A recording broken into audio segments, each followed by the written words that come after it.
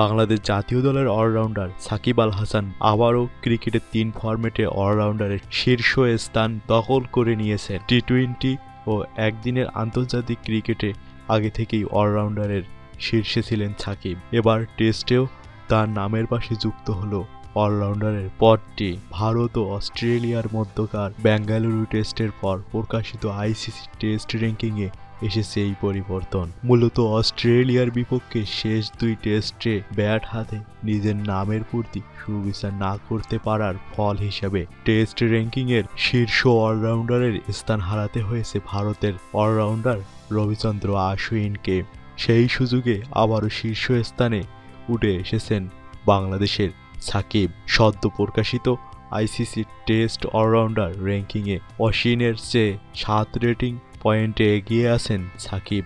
বাংলাদেশ এই allrounder 441 rating point নিয়ে test অলরাউন্ডারের শীর্ষস্থানে রয়েছেন। অলরাউন্ডার র্যাঙ্কিংয়ের শীর্ষ 2-এর পরিবর্তন আসলেও যথাক্রমে তৃতীয়, চতুর্থ ও পঞ্চম স্থানে নিজেদের ধরে রেখেছেন রবীন্দ্র জাদেজা, মিচেল স্টার্ক ও বেন স্টোকস। আমার এই নিউজটি যদি আপনাদের ভালো লেগে থাকে তাহলে দয়া করে লাইক, কমেন্ট এবং বেশি করে শেয়ার করবেন। আর অবশ্যই আমার এই চ্যানেলটিতে সাবস্ক্রাইব করতে ভুলবেন না।